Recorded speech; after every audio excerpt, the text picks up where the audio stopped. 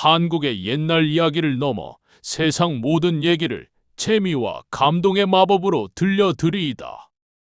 새로운 것이 더 흥미로운 시간, 난 얘기술사요. 어느 먼 옛날, 가진 것이라곤 그저 멀끔하게 잘생긴 외모와 튼튼한 몸뚱이뿐이었으나 남들의 주머니를 터는 데는 귀신같이 능숙한 사내가 살았습니다. 그는 거기다 어찌나 여자를 밝혔던지 손에 들어온 푼돈이든 목돈이든 족족 처자들 꽁무니를 쫓아다니는데 써버리기 바빴지요. 그의 이름은 바산트 싱으로 아버지가 드나들던 술집 이름을 따지었다는 소문이 돌았습니다. 어찌 되었든 이 난봉꾼이자 사기꾼 총각 바산트는 발길이 닿는 곳마다 거짓말을 일삼았으니 속아 넘어간 이들은 분통이 터져 이를 갈다 못해 이가 무뎌질 지경이었다고 합니다. 당연히 곳곳에 코트왈리란 관청에서는 이 젊은이를 요주의 인물로 찍어 벼르고 있었지만 바산트는 그런 시선은 아랑곳 않고 만만치 않은 상대로서 요리조리 숨어 다녔습니다. 타고난 눈치가 워낙 빨라 조금이라도 자신을 알아보는 기색이 보이면 마치 히말라야 산속의 성자가 연기처럼 사라지듯 순식간에 그 마을을 벗어나는 것이었습니다. 그리고는 늘 새로운 마을로 발길을 옮기곤 했지요. 오늘도 그는 새 판을 벌릴 기대감에 차 어느 커다란 마을의 입구에 들어서고 있었습니다. 아이고, 정말 덥구나. 어쩌면 이 몬순 날씨 변덕이 이리도 심하단 말인가. 마치 지난 마을에서 만났던 라니의 마음 같네. 거참 그 변덕쟁이를 떼어놓느라 꽤나 애를 먹었건만 또다시 저런 여자와 엮이면 그때는 어찌해야 할꼬. 아, 그럼 예전에 파리에게 그랬던 것처럼 그냥 도망쳐야지 별 수 있겠나. 다른 건 몰라도 치고 빠지는 기술은 내 전문 중에 전문이니. 이런 혼잣말을 중얼거리는 사이 그는 어느새 마을의 장터 하트에 다다랐습니다. 좋아, 그럼 오늘도 한번 크게 판을 벌여볼까. 자자, 오늘 내게 속아 넘어올 손님들 어서 하나둘 모여보시구려. 그는 마지막 혼잣말을 내뱉더니 이내 바닥에 무언가를 펼쳐 놓았습니다. 그것은 다름 아닌 루피 동전 꾸러미들이었습니다. 자, 여기 돈을 거래하는 이 땅 힌두스탄 유일의 돈 장수가 왔소. 이 지역 루피 동전 한 잎을 주면 저기 2잎으로 바꿔 살 수 있다는 거 아니겠소. 2잎을 가져오면 4잎, 4잎을 가져오면 8잎이 되어 돌아가는 세상. 자자, 이런 황금 같은 기회가 바로 이 자리에서 열린 것이니 어서들 오셔서 루피를 사가시오. 돈으로 돈을 사가라는 말 같지도 않은 소리에 장터를 지나던 사람들은 하나둘 호기심과 놀라움이 가득한 표정으로 모여들었습니다. 그리고는 정말로 돈을 살 수 있다는 사실에 입을 다물 새도 없이 혀를 내두를 뿐이었습니다. 아니, 이게 도대체 무슨 일인가? 어찌 내 돈으로 정확히 2배를 살 수 있단 말인가? 이 돈이나 저 돈이나 똑같은 동전이 아니란 말인가? 그러자 바산트 싱은 환한 미소를 지으며 대답했습니다. 아, 물론 모양은 똑같은 돈이지요. 하지만 돈이 지닌 가치가 아주 다르다는 거 아니겠소? 아니, 돈이면 다 똑같은 돈이지. 가치가 다르다니. 혹시 내 돈에 무슨 신비한 힘이라도 담겨 있단 말인가? 마을 사람들은 자신의 루피 동전을 이리저리 살피며 의아해 했습니다. 그때, 아닙니다. 루피아 통용전이란 것이 하나의 주형에서 같은 재료로 만들어진 것 아니겠습니까? 그런데 그 가치가 다르다는 건 정말 말이 안 되는 소리입니다. 그러니 솔직하게 말하시오. 이 내 돈과 당신이 내민 돈 사이에 대체 무슨 차이가 있는지 있는 그대로 밝혀보란 말이오. 한눈에 봐도 학식 있는 브라만 계층의 선비가 다가와 따지듯 물었습니다. 이에 돈을 바꾸려던 다른 사람들도 일제히 멈칫하며 손을 거두었습니다. 그러자 바산트가 말했습니다. 이 마을에 사시는 분들이 가진 돈은 다른 지역과는 아예 다른 무게의 가치를 지니는 것 아니겠소. 쉽게 말해 여기선 5잎에 파는 물바가지가 저 아랫마을에선 연잎에 팔리는 것과 같다오. 그러니 같은 돈으로도 살 수 있는 물건이 달라지는데 이것이 돈의 가치가 아니고 무엇이겠소? 특히 내가 발품을 팔아 알아낸 귀한 정보이거늘. 아, 그럼 당신들도 나처럼 돌아다녀 보시오. 저 다른 마을에서 물바가지를 5잎에 살 수 있는지 이 말에 수군대기만 하던 마을 사람들이었지만, 아, 그럼 어서 10잎을 주시오. 나는 여기 5잎을 가져왔소이다. 한 주민이 루피 꾸러미를 내밀며 2배를 받아가자 다른 이들도 일제히 가져온 돈을 내밀기 바빴습니다. 이에 그 똑똑한 브라마는 터번만 고쳤을 뿐이었습니다. 이렇게 해서 가져온 루피 보따리를 모두 팔아버린 바산트였지만 그가 받아 챙긴 루피는 당연히 원래 가져온 돈의 절반에 불과했습니다. 헌데도 바산트 싱은 그저 활짝 웃는 미소만을 지은 채 그 돈을 챙겨 자리를 떴습니다. 어찌 이런 어리석은 일이 있을 수 있을까요? 돈의 가치가 지역마다 다르다 한들 그 통용은 그 지역 안에서만 적용될 뿐 다른 지역에서는 똑같은 돈일 뿐입니다. 그런데 어째서 그는 절반으로 줄어든 돈 보따리에 만족하는 것일까요? 이런 바산트 싱은 미리 정해둔 여관 사라이로 발걸음을 옮기며 더욱더 음흉한 미소를 지었습니다. 그럼 이제 본격적으로 물건 장사를 시작해봐야겠구만. 어디 보자. 이놈의 싸구려 물건들을 이제 좀 깨끗이 닦아놔야 쓸 텐데 이내 그는 구석의 커다란 짐 보따리에서 온갖 때가 묻은 빗, 녹이 세운 촛대, 그리고 휘어진 장신구들을 쏟아냈습니다. 그리고는 그것들을 하나하나 정성스레 펴고 닦고 문지르기 시작했습니다. 다음 날 바산트는 어김없이 하트로 나가서 그 물건들을 좌판에 펼쳐놓았습니다. 그러더니만 자자, 여기 아주 귀한 물건들이 도착했소이다.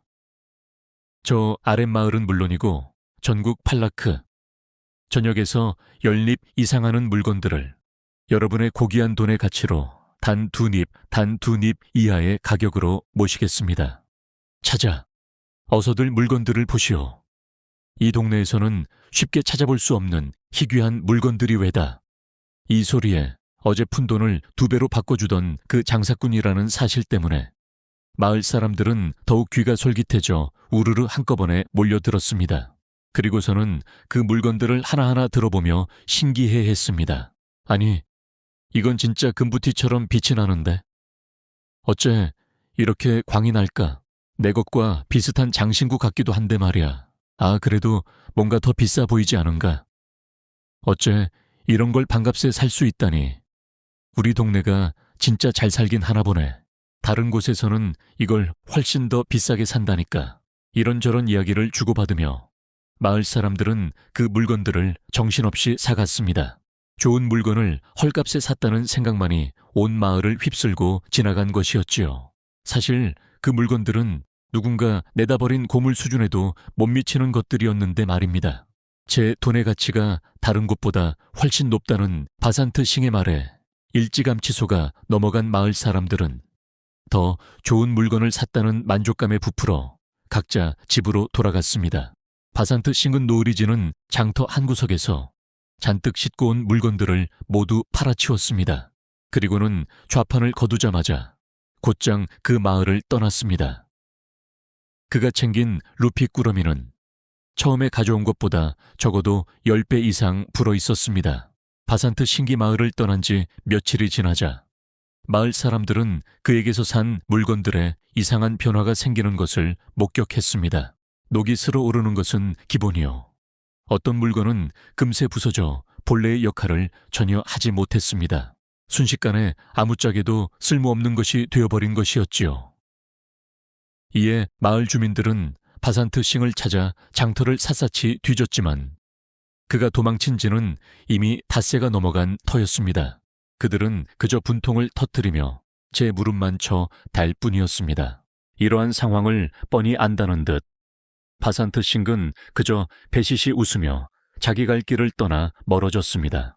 그리고는 또다시 어느 새로운 마을로 발을 들이고 있었습니다. 아이구야, 여기 셰트들은 다른 곳보다도 더 순진해 보이는구만. 잘 됐군. 빨리 여기서 한몫 챙기고 남쪽으로 여행이나 다녀야지. 아, 그럼 여기선 좀 괜찮은 처자를 하나 꼬셔봐야겠는데. 바산트 싱은 자신이 묵을 사라이 방을 미리 잡아놓고는 루피가 잔뜩 든 보따리를 이고 또 그 마을의 하트로 향했습니다. 그리고는 이전과 똑같은 거짓 이야기를 늘어놓기 시작했지요. 헌데 바로 이때였습니다. 막 이야기를 시작하려는 즈음 어디선가 처음 보는 거지 소녀 하나가 가까이 다가와 서 있는 것이었습니다. 이에 눈치가 보이던 바산트는 참다 그 거지 소녀를 슬쩍 쳐다보며 말했습니다. 저쪽으로 좀 물러서거라. 여기서 구걸해봤자 너에게 줄 돈은 하나도 없어 놓았으니. 그러자 소녀는 찡그리는 표정 하나 없이 바산트를 똑바로 바라보더니 여기 라며 새까만 손을 조용히 들어 올렸습니다. 그리고 그 작은 손바닥을 펴 보였습니다. 이것을 아까 저쪽에서 떨어뜨리셨습니다. 바산트가 그 소녀의 손바닥을 들여다보자 그의 루피 보따리에서 떨어졌을 법한 루피 동전 하나가 놓여 있었습니다. 곧바로 그것을 받아 챙기려던 바산트는 아까 보따리를 떨어뜨릴 때 튀어나갔나 보구나. 그래, 고맙다. 라고 말하며 다시 한번 거지 소녀를 바라보았습니다. 때에 전 얼굴과 산발이 된 머리, 그리고 다 해진 옷이 이루 말할 수 없이 불쌍해 보였습니다. 이에 그 모습을 보다 못한 바산트가 됐다. 그냥 네가 가져가거라. 이 돈이 너를 임자로 여기는 것 같으니 라며 루피를 거지 소녀에게 건네주었습니다. 헌데 그 돈을 받아든 채 슬쩍 물러서려던 소녀가 남을 속여서 장사하지 마십시오. 그러다 업보 카르마를 받습니다. 이 말에 바산트는 두 눈이 휘둥그레졌습니다. 아니, 이 꼬마가 어디서 그 거지 소녀를 불러 세우려 했지만 소녀는 이미 저만치 멀어져 버린 뒤였습니다. 내 귀한 돈도 쥐어줬건만. 아니 근데 저 어린 것이 어찌 알았을까? 도무지 알 길이 없는 자신의 속임수를. 그것도 타지에서 온 어린애가 꿰뚫고 있다는 건 상식 밖의 일이었습니다. 하지만 그는 곧 그 소리를 털어버리고 이전에 했던 대로 거짓 장사를 시작했습니다. 돈파리를 먼저 한바탕 끝낸 바산트는 다음날 온갖 쓰레기 더미에서 주워온 물건들을 대충 닭값비싼 값에 팔았습니다. 마을 사람들은 그것이 헐값인 줄 알고 득달같이 사갔지요. 그리고 그는 금세 또 그 마을을 떠나버렸습니다. 아이고야, 여기선 어째 저번보다 더 많이 번 것 같군. 그럼 이제 처자들이나 좀 만나봐야겠는데. 이에 또 새로운 마을에 들어선 그는 이번엔 여기저기 홀로 사는 여인들을 쫓아다녔습니다. 그중 한 여인과 눈이 맞아 그 집 방에 몸을 섞고 누웠는데 지금 밖에 소리 들리시오. 그럼 자 어서 당신 짐부터 챙기시구랴. 뜬금없는 소리에 놀라 벌떡 일어나 앉는 바산트였습니다. 아니 지금 그것이 무슨 소리요? 내가 여기서 묵기로 했는데 나더러 짐을 싸라니. 아 지금 남편이 오는 것 같다 하지 않습니까? 내 남편은 잔말 말고 빨리 이 방에서 나가란 말입니다. 난데없는 남편이라니. 바산트의 예측에는 전혀 없던 일이었습니다. 워낙 사람을 잘 알아보는 그였지만 워낙 어려 보이던 이 처자의 교묘한 눈속임에 속절없이 넘어갔던 것이지요. 처녀인 척을 누구보다 잘하는 그야말로 타고난 사기꾼 여인이었으니 말입니다. 아이고, 그럼 옷이라도 좀 입고. 바로 그때였습니다. 그 방에 들이닥친 것은 건장한 체구의 사내, 그것도 둘이었습니다. 그중 한 명은 얼굴 전체에 덥수룩하게 수염이 들러붙어 있었습니다. 내 이럴 줄 알았다. 어딜 이놈을 그냥. 두 사내가 달려들자 속옷 차림의 바산트는 요리조리 피하기를 잠시 그 방을 뛰쳐나왔습니다. 만약 움직임이 조금이라도 느렸더라면 목덜미가 잡혀 꼼짝없이 얻어터질 뻔했지요.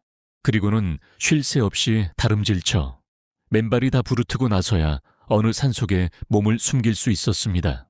이럴 수가. 나한테 어찌 이런 일이 생길 수 있단 말인가. 그 돈 보따리도 그 집에 그냥 놔두고 왔는데. 헌데 그때였습니다. 그 산속 깊은 숲을 근처에서 글쎄 예전에 보았던 거지 소녀가 서 있는 것이었습니다. 이를 보고 깜짝 놀란 바산트 신기였지요. 헌데 어딘가를 바라보던 그 거지 소녀가 순간 바산트를 똑바로 쳐다보는 것이었습니다. 허이구야.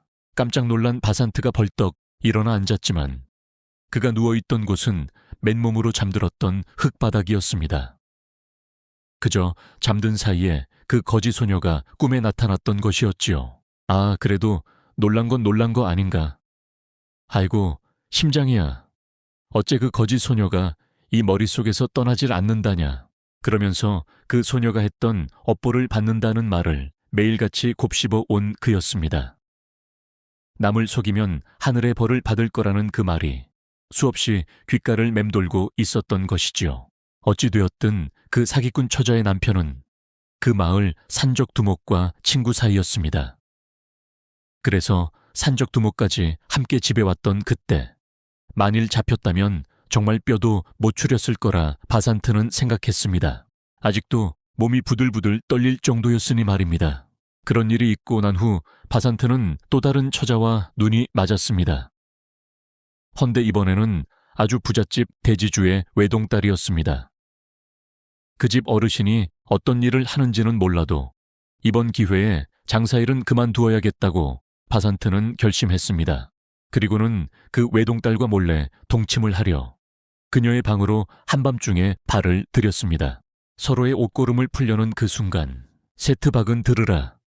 여기 군주라자의 명을 받들고 왔으니 도망칠 생각 말고 당장 얼굴을 내보여라. 대문 밖에서 우렁찬 사내의 목소리가 들렸습니다. 문틈으로 살피자 경비병들이 우르르 집 안으로 몰려 들어오는 것이었습니다. 그리고는 그 여인의 아버지 세트 박을 포박해 버렸습니다. 제 아버님을 결국 잡아가려나 봅니다. 아, 이를 어찌해야. 아니, 이게 대체 무슨 일이오. 당신 아버지가 무슨 일을 했길래 뇌물을 주고 사업을 크게 벌이셔서 저도 몰래 그 일을 도왔으니 저들은 저까지 찾고 있을 것입니다. 그러니 아니나 다를까 경비병들이 여인의 이름을 부르며 방마다 뒤지고 있었습니다. 이에 바산트 싱은 달리 생각할 겨를도 없이 또다시 속옷 차림으로 방 밖을 나와 담을 넘었습니다. 뒤따라 나와 바산트를 부르던 여인이 아, 저를 이대로 두고 그냥 가십니까? 어쩌면 우리 다시 만날 수 있을까요? 이에 바산트는 아무 대답 없이 그저 밤길로 멀어져 갔습니다. 이전에 산적 두목에게 쫓길 때처럼 가쁜 숨을 몰아쉬면서 말입니다. 또 만나긴. 감옥살이 할 때 나더러 밥이라도 넣어달라는 건가? 처음 보는 처자가 못하는 소리가 없네. 저 계십니까? 아, 네. 무슨 일이신가요? 곱게 나이를 드신 할머니 대문 사이로 고개를 내밀었습니다. 저 건너편 집에 미나가 살지 않았습니까? 제가 친구인데 소식이 좀 끊겼었습니다. 혹시 결혼을 했다면 그런 소식이라도 좀 알 수 있을까 해서요. 그러자 바산트를 빤히 바라보던 할멈이 말했습니다. 저 집에 살던 미나라면 진작에 세상을 떠났지 않나. 그때도 딸아이 장례를 치르고 나서 얼마 안 되어 그 집 식구들 모두 이 동네를 떠났지. 어째 친구라면서 그런 소식도 몰랐는가. 순간 그 이야기에 바산트는 멍한 표정이 되었습니다. 그리고 그때 눈물 짓던 미나의 얼굴이 머릿속에 주마등처럼 스쳐 지나갔습니다. 아니, 그럼 그때가 언제입니까? 도대체 무슨 일로 그렇게 갔답니까? 그때가 한 3년 전쯤으로 기억하는데 말이야. 한창 낙엽을 치우던 때였으니까. 그 엄청난 물난리가 잠잠해진 그때 아니었던가. 그때라면 정확히 바산트 자신을 만나고 얼마 안 되었을 때였습니다. 그리고 세상을 뜬 이유를 듣고 나니 바산트의 다리는 그만 휘청하며 풀려버렸지요. 아이고, 총각 괜찮은가? 뭘 하고 다니길래 그리 서 있지도 못한다는가. 바닥에 주저앉은 바산트의 어깨를 할멈이 가까이서 토닥여 주었습니다. 그 불어난 강물에 뛰어들 줄 누가 알았겠느냐 말이야. 들리는 소문에는 무슨 사랑의 상처 때문에 그랬다던데 그 집 부모도 그걸 몰랐다니. 어디 무서워서 딸 자식 키우겠나? 어떤 파렴치한 놈을 만났던 건지. 아주 그놈 업보를 받을 것이요. 받아도 진작 받았겠지만 이런 할멈의 말에 바산트는 땅만 내려다볼 뿐이었습니다. 하지만 귀는 뜨끔했는지 그곳만 빨갛게 달아올라 있었습니다. 몇 마디를 더 던져주던 할멈이 집 안으로 들어가려 하자 바산트가 물었습니다. 아, 저 그럼 낳은 아이는 없었답니까? 미나말린가. 아, 아이는커녕 제 정신도 못 차려서 그리 됐다는데. 자식 새끼가 무슨 빵처럼 뽑으면 그냥 쑥 나오나? 참 사람 멀쩡해 보이구만. 괜한 소리를 물어 못할 짓 한 놈이 된 바산트를 뒤로 하고 할멈은 자신의 대문을 쿵 하고 닫아버렸습니다. 이에 바산트는 그저 먼 산만을 바라보고 있었습니다. 이를 어쩐다. 나 때문에 어찌 그런 일이... 미나야, 정말 미안해. 잠시 눈물을 보이던 바산트는 곧장 다른 마을로 발길을 돌렸습니다. 그 슬픔에 잠길 틈이 없었습니다. 하루라도 빨리 남은 순다리를 찾아 자식에 대한 이야기를 들어야 했기 때문입니다. 어느덧 순다리의 마을에 이른 바산트는 자신이 변덕쟁이라 별명을 붙여준 그 순다리를 떠올리기 시작했습니다. 내 짐작하건대 날 보면 그냥 냅다 달려와 안길지도 모르는 것을. 그러다가 또 욕 한 바가지 퍼붓겠지. 아, 그럼 어째 이 귀에다 뭐라도 맞고 가야 쓸까. 이내 자신의 주머니에서 약간의 손뭉치를 꺼내보는 바산트였지요. 그리고서는 양쪽 귀에 아주 꾹 그 손뭉치를 눌러 넣었습니다. 그리고 순다리의 집을 찾으려던 그때 마을 장이 서는 광장에서 한참이나 낯익은 어떤 처자가 춤을 추고 있는 것이었습니다. 더 가까이 다가가 보자. 아이고, 순다리 아니요. 그렇습니다. 그토록 빨리 만나보려던 순다리가 한쪽 귀에는 꽃송이를 꽂은 채 무언가를 흥얼거리며 춤을 추고 있는 것이었습니다. 그것도 반쯤 정신이 나간 채로 말입니다. 순다리야, 나야. 바산트 싱이란 말이야.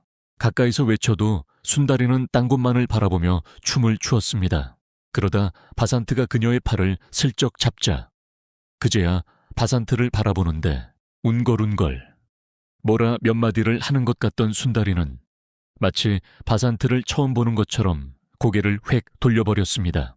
그리고는 다른 곳으로 향하는 것이었습니다. 그제야 귀에 꽂았던 손뭉치를 빼낸 바산트가 멀어지는 순다리를 불러세웠지만 순다리는 그저 또 마구잡이로 춤을 추며 장터 사람들을 놀래키더니 그 길로 멀어져 가는 것이었습니다. 아니, 내가 아는 순다리가 분명 맞는 것 같은데. 이에 그 옆에서 함께 바라보던 상인이 말을 걸어왔습니다. 여기 매일 오는 저 순다리를 어찌 아시는가 보. 저 불쌍한 것을 가족도 버린 것 같던데. 아니, 그럼 순다리가 맞단 말씀이십니까? 아, 이름이 순다리이니까 당연한 거 아니겠소. 혹시 먼 친척이라도 되시오? 아, 저는 이 동네에서는 나름 유명 인사가 되긴 했지만서도 이제 좀 절이 놔둬서는 안 되지 않나 싶소. 남 장사할 때 춤이나 추고 저럴 거면 제 집에나 가서 저럴 일이지. 순간 바산트는 여기에 온 목적을 떠올렸습니다. 그러면 자식은 없답니까? 저런 상태라면 자식을 키울 재간도 없을 터이지만, 아, 딸이 있었다 들었는데 그때 혼자 애를 낳고 엄청 고생을 했다고 들었소. 그리고 그때부터 좀 이상해졌다던데. 그런데 언젠가부터 그 딸이 안 보이는 것이었소이다. 소문에는 딸이 어디로 팔려갔다거나, 아, 그리고 얼마 전에는 그 딸이 제 아비를 찾는다며 돌아다닌다는 것이었소. 무슨 한번 보면 자기가 딱 알아볼 수 있다나 뭐래나. 좀 신통력이 들려 있었다던데. 이 소리에 움찔 머리를 한 대 얻어맞은 듯한 표정을 보이는 바산트였습니다. 아니, 그럼 그 딸을 어디로 가면 찾을 수 있겠소? 아, 그걸 내가 어찌 아오? 그냥 사라졌다는데. 그런 딸을 제 어미가 찾아야지. 근데 매일 여기서 저러고만 있으니. 아, 그러니 그 딸도 제 알아서 도망간 거 아니겠소?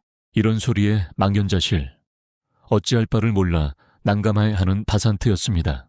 드디어 그 거지 소녀의 정체를 알아냈건만 그 아이를 찾을 길은 너무도 막막하기만 했습니다. 이내 그 마을을 떠난 바산트는 더 이상 사기를 치지 않았다고 합니다.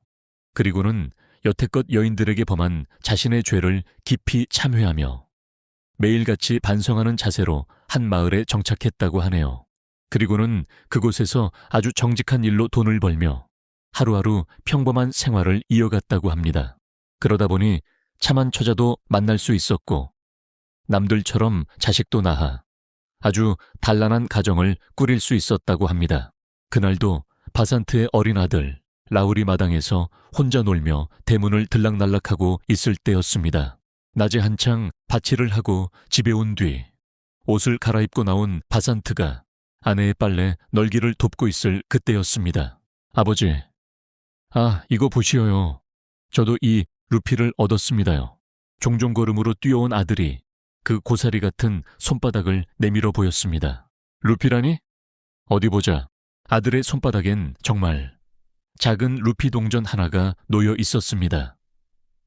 헌데 그것을 보던 바산트의 눈이 순간 커져버렸습니다. 아니, 너 이거 어디서 난 것이냐? 저 밖에서 어떤 거지 여인이 줬습니다요. 여기 사시는 분 거라면서 이 소리의 순간 집 밖으로 뛰쳐나간 바산트였습니다. 그리고는 황급히 주변을 살폈습니다. 하지만 그 어디에도 아들이 말한 거지 여인은 보이지 않았습니다. 그 옛날의 거지 소녀가 살아있다면 이제는 어엿한 여인이 되어 있을 것입니다. 그것도 이제 와서 그 루피 동전을 돌려주다니. 바산트는 그녀가 자신의 딸이 분명하다고 확신했습니다. 그리고는 예전 무당의 말을 떠올렸습니다. 내 딸은 나보다도 신통력이 충만하니 네가 제대로 살아야 그 딸에게도 떳떳할 수 있다. 그렇지 않으면 도리어 화를 입을 테니 그때 가서 그 딸을 원망해도 소용없다. 네 딸이 제 아비를 벼르고 있으니까 말이다. 그런 바산트 신근, 어딘가로 사라져갔을 그 딸을 찾아 헤매고 있었습니다. 해질녘 노을이 질 때까지도 그는 길에서 눈을 뗄 수가 없었지요. 그의 아내와 아들이 다가와서야 마지못해 집 안으로 들어가는 그였습니다. 그리고 그 루피 동전 하나를 손에 꼭 쥔 채 마루에 앉아 오늘도 속죄하고 있었습니다. 정직하고 참되게 살지어다. 오늘도 내가 너에게 부끄럽지 않도록 하마. 여기까지 한 남봉꾼이자 사기꾼이 자신이 저지른 죄로 되레당한 것도 모자라 자신의 귀한 딸로부터 인생의 깨달음을 얻었다는 이야기였습니다. 세상에서 가장 소중히 여겨야 할 것이 무엇이고 그와 어긋난 삶을 살면 어떤 위기가 찾아와 진정한 깨달음까지 안겨주는지 이 이야기를 통해 깊이 생각해보는 시간이 되셨기를 바랍니다. 그럼 얘기가 술술 나오는 얘기술사. 다음에 또 다시 만나요.